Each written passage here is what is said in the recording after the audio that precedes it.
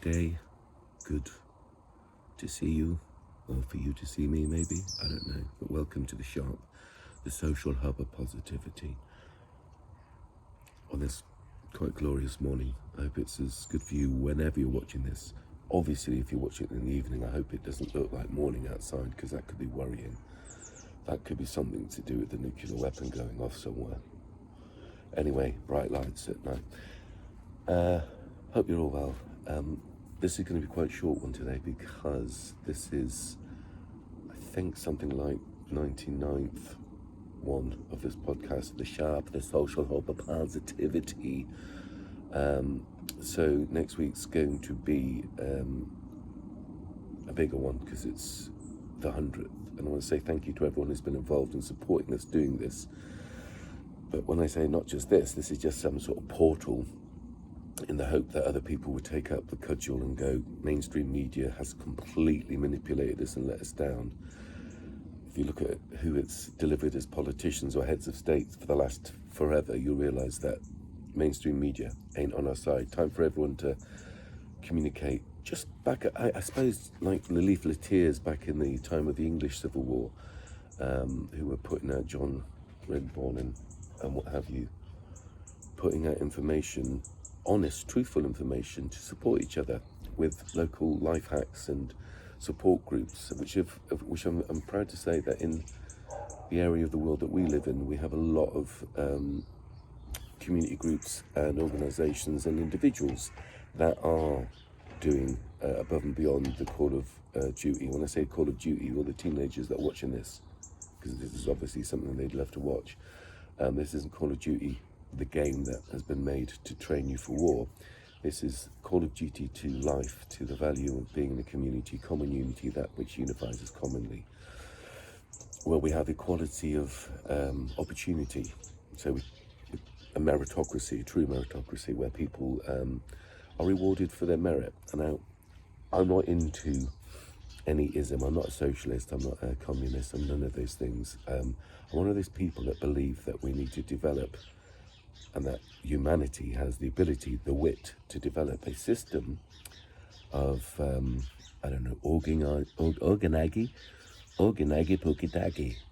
organising our communities in a way which doesn't discriminate. What I mean by that is that everyone has an equal opportunity, shelter, all the things that human beings know that they need to survive. Air, clean air, not polluted by whatever cars and aeroplanes and stuff and fossil fuels. Shelter, obviously, everyone with a decent shelter. So, I would suggest that we need to revisit the idea of second homes. That people have second homes when people don't have one is not a good look if we were trying to show ourselves off in some sort of morality, conscience, talent show. Britain's got more conscience as opposed to United States or whatever. Obviously, countries are a man-made construct, and there really is just dry land and sea. And once you start considering that and forget about what you've been indoctrinated with regard to who you may or may not wish to get killed for, as is what's happening all over the world in some senses, really focused on Russia at the moment. Bless all the people there, because remember, the vast majority of people like you and I, who don't have these bizarre warped ideas about how society should run at any cost, that you're willing to destroy the infrastructure of another country, if countries existed, just other people's homes really, and businesses and all the other parts of the infrastructure, merely to do what? It's not good, is it? We need to have more empathy, equality. That's why we need to break down these old norms of how we've been indoctrinated with racism, which is a taught thing. All the ideas about think about how we're taught to think differently about different villages and different towns, and separation on a local level, on a micro level.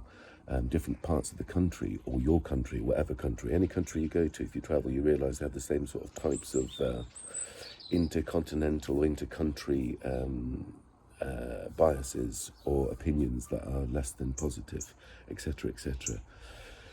What is it in our psyche that we're taught to hate? We are taught. It's not a natural thing. And whatever you think, whatever indoctrination you have around organised religion, you know, they're all pretty much the same, aren't they? Just like all the political parties, except the extreme ones. And good luck to you if you're happy within those confines of both emotional, spiritual and intellectual development, that you can allow yourself to have just sort of settled on some old explanation of how the world came into existence, etc., etc. Well, good luck to you. You know, obviously don't bring that conversation up with me, because it would be interesting.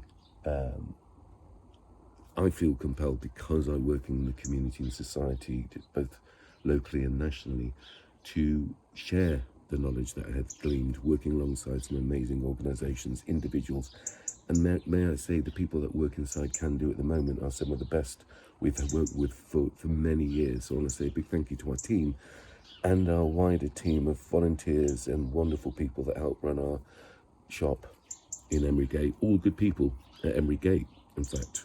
All the management, all the new owners that have allowed us to continue this really vital resource that we have at the shop, where we have a myriad of different groups and individuals using that. Hopefully it will become even more used. We have lots of different groups. The music group, Sarah Payne, thank you so much for starting that. The various art groups, the various mental health, the well-being that Barbara Beasley and Maya are developing. People need to look out for that. There's some great, the arts and crafts market that's happening regular now, starting to happen regular. Thank you again to Magda, Barbara and all the wonderful artists that make that happen, and the visiting artists. So on a local level, we have the sense and support of some amazing people. We need to point out, because part of what we do as an organisation is to look at the social aspect of sustainable development and help organisations on some massive organisations look at their environmental, social and probably moral responsibilities within societies, and hold people to account. So we go beyond politics. I'm not a political person at all. I'm observing interactions in communities, looking at how MPs are voted in. It's absurd if you think about it. Why would we need someone who knows nothing about society coming from another area of the country to represent us? Because if you look at our Chippenham's local MP and look at their voting record, and then ask yourself if you want to be associated with any of those decisions, you'd probably go, "Ooh, why are they doing that?" Because it's a con job, isn't it? Getting people shipped in to represent other people's communities.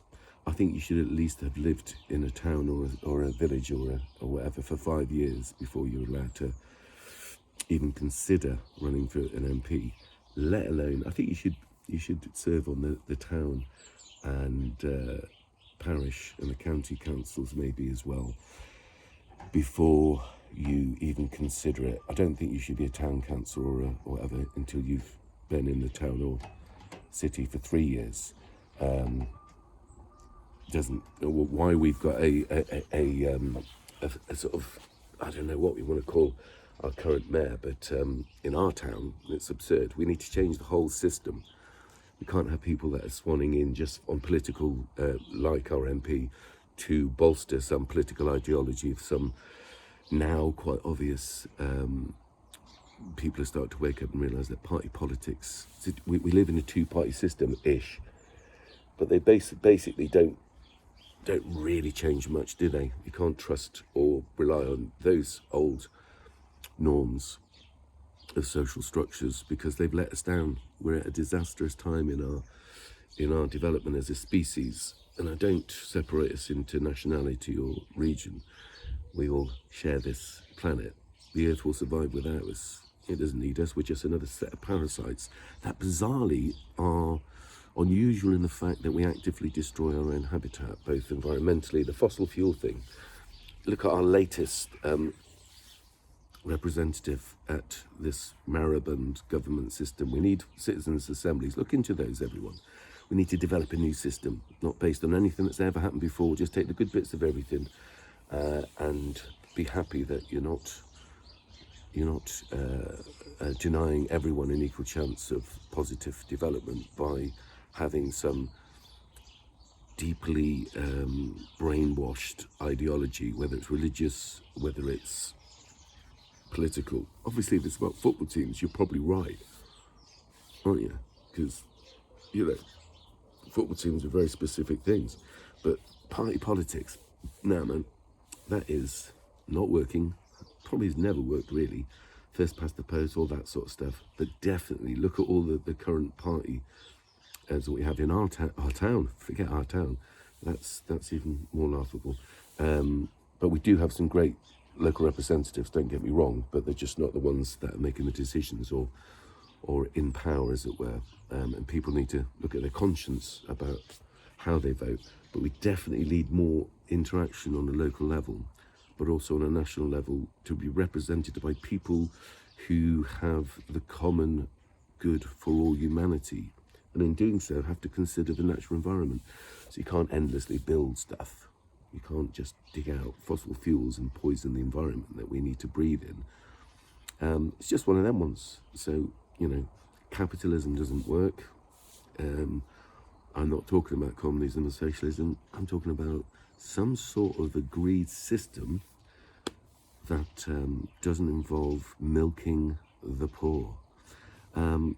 Anyway, I'm going to talk more about this as the days go on, because I want to clarify this, because I think that people need to be part of a new exploration. And I'm going to be talking to many people. 3 podcast interviews I'm looking forward to next week. Not all what you might deem as political ones, but everything's political. Anyone that thinks that they don't want to get involved in politics is allowing other people to dictate how, and in the case of how it's gone mostly badly, the communities are going to be run for their children. So standing on the sidelines or not wanting to talk about politics, what they call it politics, or religion, allows it to propagate, allows it to maintain its inadequate and unequal existence that creates war, creates pain, creates suffering, does not in any way spiritually or physically allow a safe and positive existence for everyone, including the wildlife, including the biodiversity. We need to wise up and look at all the systems. Now, I'm literally one of the dumbest people I know, and I get it. So the people that have been in power either don't get it, which is unfortunate considering lots of them went to Eton. There's a place that needs to look at its conscience. I should have gone to a private school, then I'd be able to talk proper.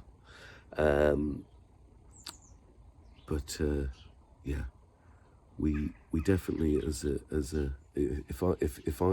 a relatively uneducated human being can get the concepts of why capitalism doesn't work, why we need a different system of governance and world governance, inter-country governance as well as inter-city, inter-town, inter-country, inter-village. If I can get it, so can you. So we either don't get it because you haven't read enough book, or you haven't researched it, or you haven't read it. I get it. I'm not accusing you of being dumb. I'm accusing no one. I'm just saying. So, but if you happen to represent all these interests that have been destroying the planet or the environment and making people poorer, if you do that without you're either a sociopath, psychopath, potentially, or just not very nice. Cop yourself on. We need more nice people doing nice things. Nice is nice. Nice one.